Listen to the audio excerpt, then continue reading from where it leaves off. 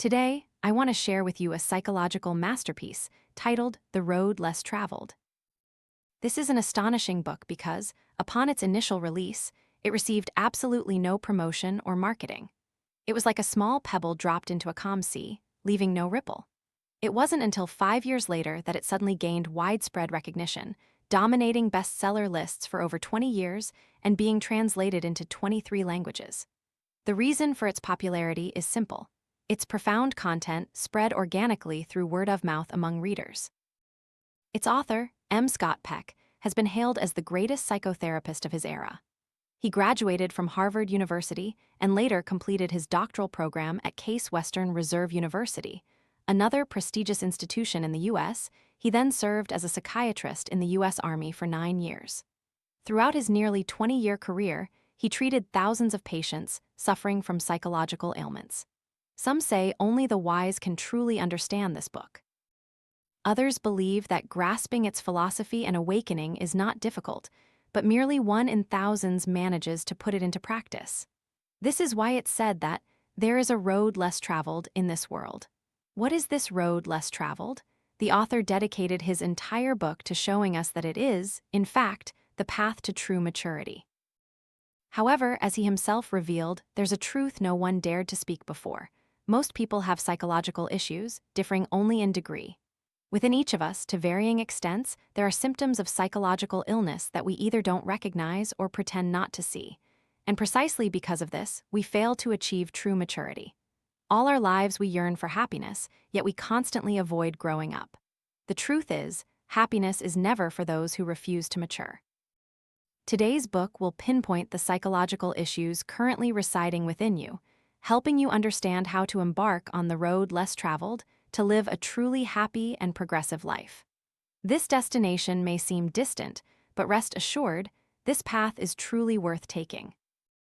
So, why do you refuse to mature? In life, when we encounter someone, we often tend to judge them as immature and childish, or as truly mature and profound. And most people inherently trust someone who is more mature and reliable. This book points out that whether a person is mature or not depends on two crucial factors: whether they possess self-discipline and whether they understand what true love is. By clarifying these two things, you will move closer to true maturity.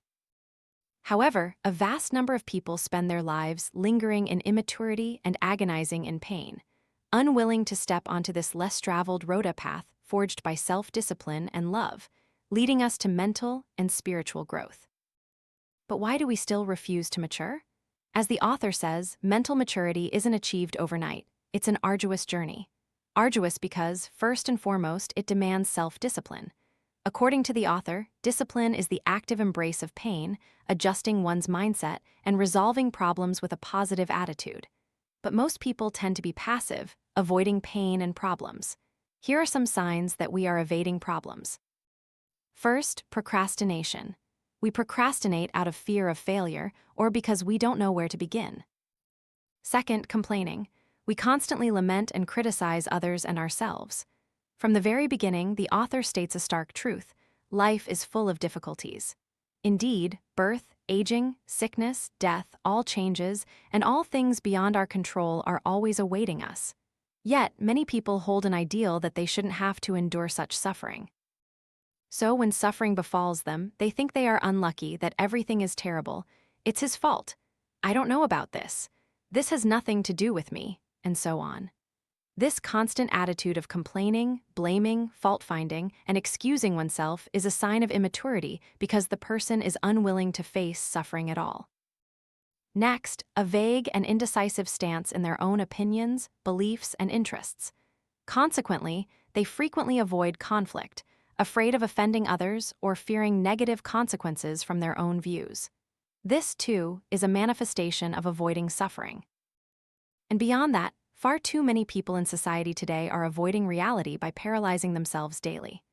They are addicted to entertainment, social media, scrolling through their phones, gaming, shopping, eating sweets, or using drugs, alcohol, and other addictive substances. The purpose is to temporarily borrow pleasure from external sources, helping themselves feel relieved in a hypnotic state. Sadly, life doesn't change because people withdraw. It merely looks upon us with pity. The more you fear moving forward, the more it makes you hesitant to advance. The reason many people retreat is that they refuse to accept the truth that they are still immature and that psychological issues exist within them. So, at this very moment, the first step is to observe, acknowledge, and accept this immaturity within yourself, giving yourself a chance to step onto the path of maturity. 4 principles of self-discipline. The first important element for achieving maturity is to cultivate self-discipline. We've talked extensively about discipline in previous books, but this book is a pioneer from the perspective of the human mind. It offers a new viewpoint. Discipline is not just a tool to solve life's problems or to study and work more effectively. It is also a method to cultivate inner strength, the ability to actively accept suffering. To actively accept suffering, the author believes one must practice 4 principles. The first principle is delaying gratification. Dr. Peck, as a psychotherapist, once had a female patient, a sales director, visit his clinic. She was highly capable and had no unusual personality traits. However, whenever she worked, her mood was highly unstable, and she always felt distressed. Dr. Peck treated her for a long time but couldn't find the cause until he discovered her habit of eating the cream off a cake first, then the cake itself. Dr. Peck immediately understood. Her problem was an inability to delay gratification. Someone who always chooses to eat the tastiest part first, then the rest, is very likely to always choose easy tasks in work and life, pushing difficult tasks to the back. Human nature dictates that we need immediate satisfaction. If we want something, we want it right away. If unstable emotions arise, they must be immediately expressed. If a child cannot sit still to study, but instead rushes to finish so they can go play, or if a child demands ice cream late at night or plays on the phone, and you initially refuse but then give in when they get upset, it's highly likely that they will face many difficulties later in life. This is because you haven't given them the opportunity to cultivate the ability to delay gratification. Similarly, parents who yell or scold their children for not studying also don't know how to delay their own gratification. You might think that a single shout will instantly make your child perform well. Unfortunately, this rarely works. If a child has sufficient companionship from their parents from a young age, learning together, playing together, reading books and conversing with them, then that child will later have the patience to face all difficulties. Yelling, scolding, or even hitting in reality is merely an immediate gratification of the parent's psychological need to make their child obey. However, each shout creates a boundary of distance with your child, signaling that your child's misbehavior or poor academic performance is not the parent's responsibility, but entirely the child's fault. If parents cannot immediately delay their own gratification, their children will grow up to be the same. And it's not hard to see that these psychological issues are constantly passed down from one generation to the next. We still observe that too many people in society today, from adults to children, lack self-discipline. Someone who only wants to make themselves comfortable immediately will also quickly disregard their own value. For example, curling up on the sofa, endlessly scrolling through their phone, watching all sorts of meaningless things, only to feel empty afterward. Why do we feel so happy and excited during the process, but immediately afterward, we feel strangely empty and tormented? Because human nature always wants to progress and achieve. In reality, you know perfectly well that scrolling through your phone brings you no value. You know you're wasting countless hours, yet you pretend not to know, avoiding the problem just to continue making yourself immediately comfortable. As the author said, if a person cannot delay gratification, when they grow up, they will pretend not to see problems. They believe that by simply ignoring difficulties, they will disappear. In reality, only when the pressures and difficulties of life are resolved do we truly feel at ease. Otherwise, temporary pleasures and comforts are just illusions. Next, in addition to delaying immediate gratification to achieve discipline in how you behave in life, work, and relationships, you also need to learn to take responsibility. We probably often hear 2 phrases like these: "This is not my problem," and "it's all my fault." One expresses an evasion of responsibility, the other is taking all responsibility upon oneself. What we must pay attention to here is that everyone has said both of these phrases, but they don't realize that this very thought signals the potential existence of one of 2 psychological problems within them. The first problem is *** personality disorder ***. When the author worked at a U.S. military base in Okinawa, a young military wife attempted suicide by slashing her wrists but was ultimately rescued. Dr. Peck was ordered to treat her. He asked her why she wanted to end her life. The woman said, "This place is so boring, I can't stand it, so you have to send me back home. If I stay here, I'll kill myself." Dr. Peck asked, "Why does it cause you so much pain here?" The girl cried and said, "There are no friends here, I'm always lonely." "That's certainly bad, but why don't you go make friends?" "Because I live in a horrible residential area where no one speaks English." "Then why don't you drive to the American military residential area or to the club for other military wives and make friends there?" The woman replied, "Because my husband drives the car to work during the day." Dr. Peck then said, "During the day, if you feel lonely and bored, you could drive your husband to work. My car is a manual transmission, not an automatic, and I don't know how to drive a stick shift." Dr. Peck was even more puzzled and continued, "Then you could learn to drive a manual." The woman screamed, "Learn to drive in a terrible place like this? Do you see? She would rather commit suicide than face something as simple as learning to drive a manual car." Because in her heart, she always felt she was not wrong. The mistake was that no one had bought her an automatic car. This is also a typical manifestation of a personality disorder. In life, there are many people like this girl. When something happens, they always feel it's someone else's fault and has nothing to do with them. In their work, such people are unwilling to take any responsibility, don't work seriously, and only do just enough to get by. In love, marriage, or family, they constantly blame others and feel like victims, believing their partner doesn't understand them at all. Conversely, another psychological problem is ** neurotic disorder ***, which makes people feel that every mistake that occurs is their own responsibility. The author treated a girl, also a military wife there, who daily went to the military families club but found herself unable to integrate. She couldn't understand what others were saying and was therefore very distressed, thinking that she wasn't good enough and thus couldn't get along with others. But after Dr. Peck's treatment, he discovered that this girl actually had no problem. On the contrary, her IQ was very high, so she viewed issues from a different perspective than most people, which led to her feeling unable to integrate. After realizing this, she resolutely left the base and sought a career of her own. Just like the two stories above, blaming others or taking all the blame on oneself are both signs of psychological illness. We will see that if neurotic disorder torments oneself, personality disorder makes others miserable. And this problem often appears in families or couples. If it weren't for the children, the parents would have divorced by now. If it weren't for her, why would I have to struggle my whole life like this? The author says if you cannot transform yourself into a more mature and adult person, you will bring this problem to your children and family.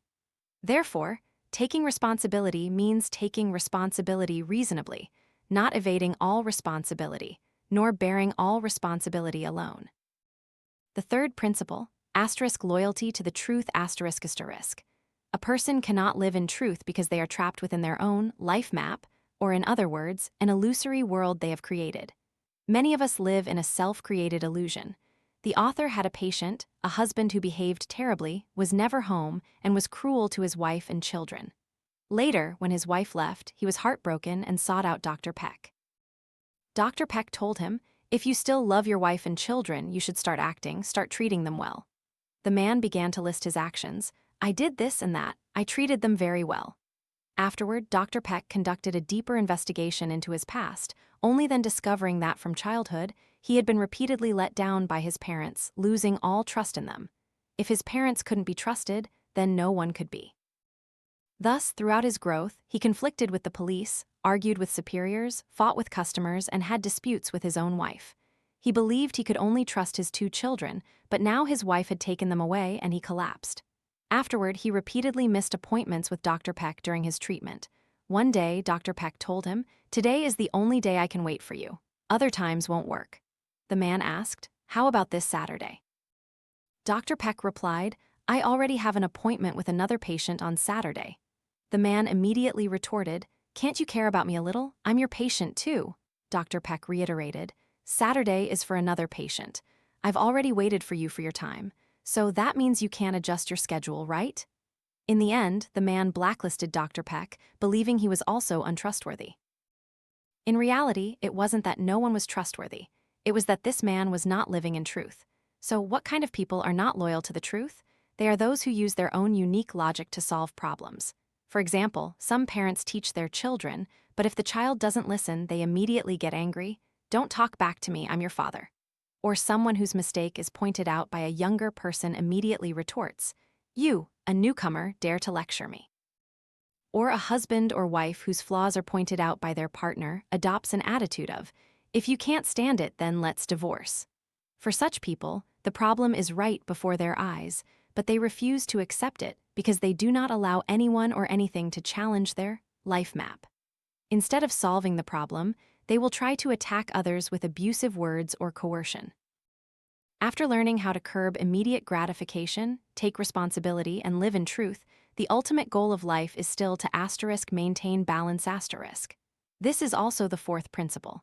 There's a story of a person who bought a basket of apples, but because of the hot weather, the apples quickly withered. He felt regretful and ate the withered ones first, saving the good ones. He continued this way, and in the end, he ate an entire basket of withered apples. This is an imbalance. Someone who delays enjoyment excessively also fails to appreciate the good things in life. If you are too self-disciplined, you not only cause problems for yourself, but also annoy those around you. Therefore, we must have the ability to delay self-comfort, but also learn to cherish the present and create daily joy for ourselves. Similarly, you have the ability to take responsibility, but you must not blindly accept every responsibility. You can control your emotions, but you cannot force yourself to suppress anger.